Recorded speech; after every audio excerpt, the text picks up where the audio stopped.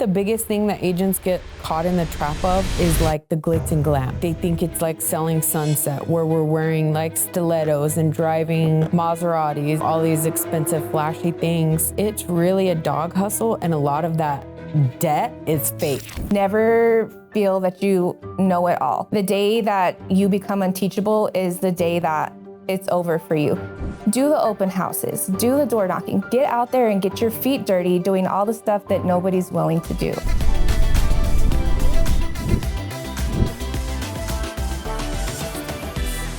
How are you? I haven't seen you in like 4 days, which is really unusual for us. It feels like an eternity. It's just another day in real estate. Living the dream. I know. I wanted to ask you something. It came across my mind the other day, and I'm like, me and Tarryn have known each other for a really long time, but sometimes we don't talk about the nitty gritty. Yeah. So I wanted to know, what do you feel in real estate that was a tough thing to get through early on in your career? Oh gosh, moving here. So I was born and raised in the same small town for like something like 32 years. Mm-hmm. And coming here, I literally knew one person, and coincidentally enough, it was you. So I had no fear. So going through initial trainings and stuff, getting into real estate, the big thing is like target your sphere. And my family's in small town, East Coast, West Coast. So I had nobody here. So I had to start from literally ground zero and build my name here. So I think that was a tough one to overcome. Like, hey, the new girl's in town. Who's that? You know? Yeah. And you did it. I did it. Yeah, here we are. So it wasn't easy. I had somebody tell me, like, just don't give up. Don't give up. When it starts going, it's going to snowball. And then everything is just going to be a trickle effect from that. And it was true. It stuck with me the whole time. And it was, sure enough, it was true. Made you a hustler for sure. It made me a hustler, yeah. So speaking of new, what's something you would advise new agents, not to do? I think the biggest thing that agents get caught in the trap of is like the glitz and glam. Like they think it's like selling sunset, where we're wearing like stilettos and driving Maseratis and, all these expensive flashy things. And honestly, like sometimes I'm like, it's really a dog hustle, and a lot of that debt is fake. Yeah. Like I thought, oh man, I want to be like that agent because he drives the white BMW or whatever. And I didn't realize that on the back end, because I was in mortgage for a little while, on the back end, a lot of those people are in debt and they're living one commission check to the next commission check. Yeah. I always tell even my kids, like, and other realtors, don't get into debt buying those expensive brands until you've like made it where you could lose that money and it wouldn't bother you. Right. You're out there spending $3,000 on a tiny little bag when you could be putting that into your business. Right. And where could that $3,000 take you versus wearing it on your shoulder, Right. And you look up to those people and you think, oh man, they must be killing it. And then you realize, oh, that's all debt. Yeah. I wanted to ask you about work-life balance, because I see you out there ground pounding, hustling all the time, constantly posting on social media and working. And I know you have a husband that's in civil service, and then also a daughter, and your oldest son is about to graduate high school. Yeah, and I'm like, how does she do all of it? And your house is always clean. Oh, yeah. I'm like, that's the OCD girl. There will be a time to get that done. So I wanted to ask about work-life balance. How do you do it all? It's hard. I'm a yes man. So I think that's where it's hard for me, is I have a hard time saying no to people, which is something that I have been teaching myself to stand my ground and be a little bit more firm with. If I can't, then I can't. Because there was a time where and old habits die hard, right? But there was a time where I am constantly putting my husband and my children to the side for work. Mm-hmm. And I've really had to teach myself that you know what, if the client can't wait, a couple hours for me to finish a volleyball game or to get through with something that I'm doing with my son, then maybe that's honestly not the client for me. Because people should have an understanding, we respect their time. They need to respect our time too. However, I am constantly on the grind, just pushing forward, but I enjoy it, so I guess that's where I have a hard time saying no, is because this is what I love to do, Gosh, one time my husband and I were driving around and there was nothing built yet, right? So I love new construction. That's my whole vibe. But we were driving and I'm like, oh my God, look at this lot. And he was like, really? Like, just so shocked that I could be so excited over some really expensive dirt, So it's been tough, but you have to stick your ground and know when enough is enough, because work is great and bringing in all the commission checks is wonderful, but you really have to have a healthy relationship with your spouse. I mean, that's your support team, and your kids need to know that no matter what, you're ride or die for them also. I love that. It's really a lifestyle. It is a whole lifestyle, and everybody has to be on board, because people who don't understand what you do and how much you love it and how enthusiastic you are just like, oh God, she's not answering my call again. And if I don't answer my friend's call, like, I will get back to you, but just understand what I'm doing in the moment. Yeah, I love that. What is a trend in real estate right now that you really like? This is going to sound kind of bad, but I like that real estate is forcing people to be better. Yeah. Real estate agents were falling from the sky when COVID happened, and sellers were a dime a dozen and buyers were a dime a dozen, and people had 75,000 cash over asking, and loan officers had loan applications falling out of the sky, and it was just everyone was like fighting to get into the market. Yeah.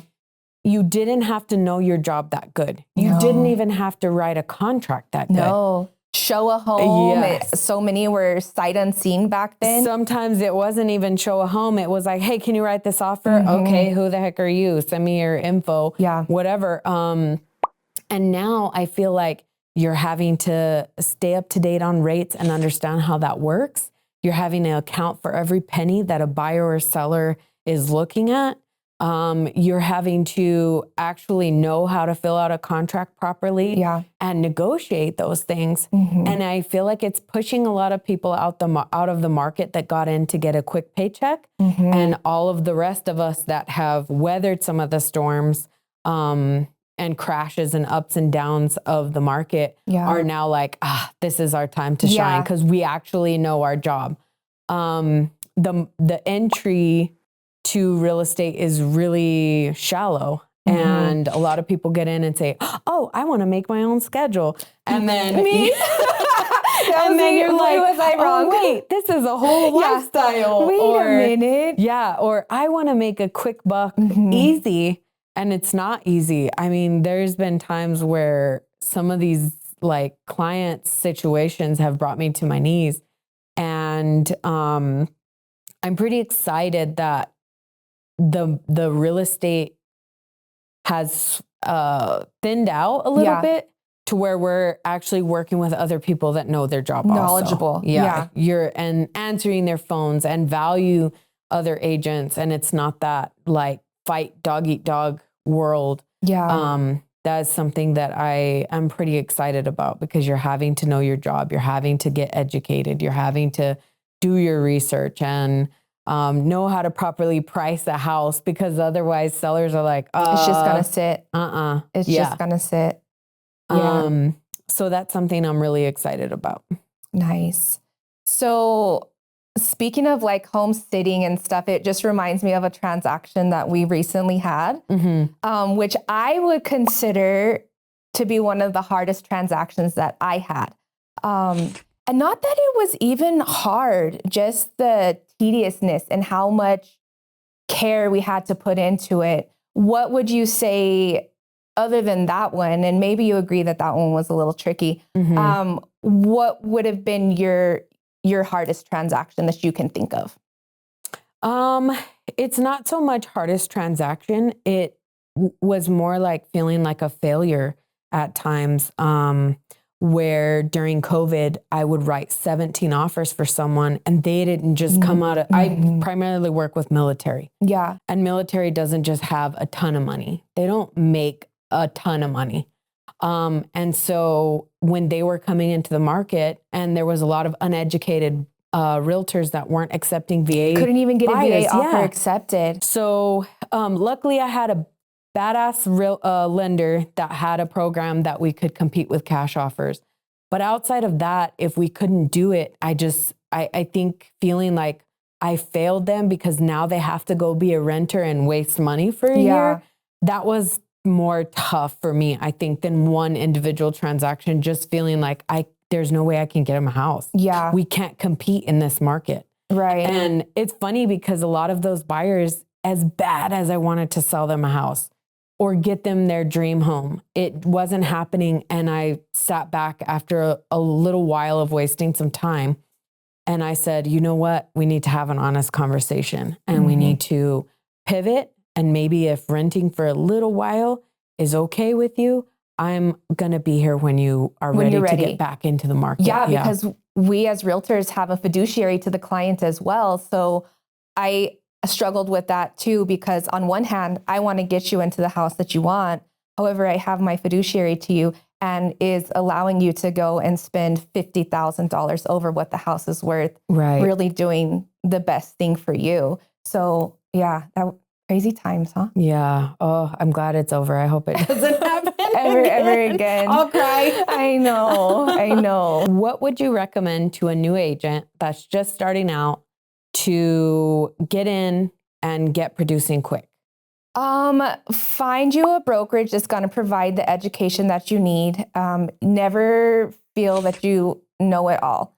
The day that you become unteachable is the day that it's over for you.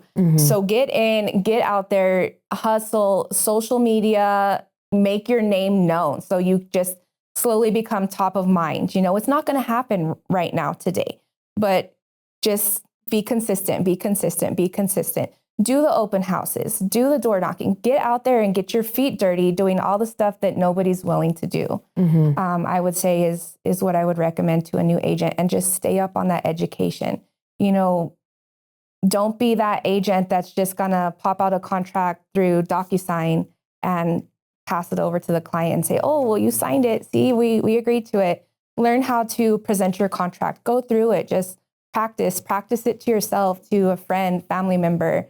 And get familiar and comfortable with what you're actually doing. Know your processes. What would you say of everything is like the biggest takeaway, biggest learned lesson that you've gotten from being in real estate?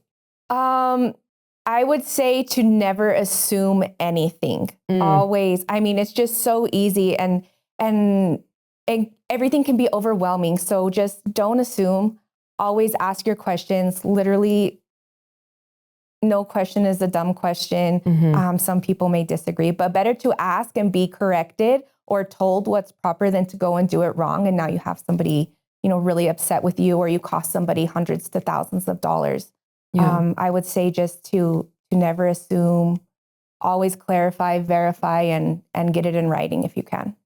That kind of coincides with what I was thinking from my perspective of just being like transparent and like bluntly honest. Yeah. Like, even if you think, like the other day, I denied a listing because I can't make them any money. And that's my job. Yeah. And I didn't want them to have to get in a situation where they would have to pay to close.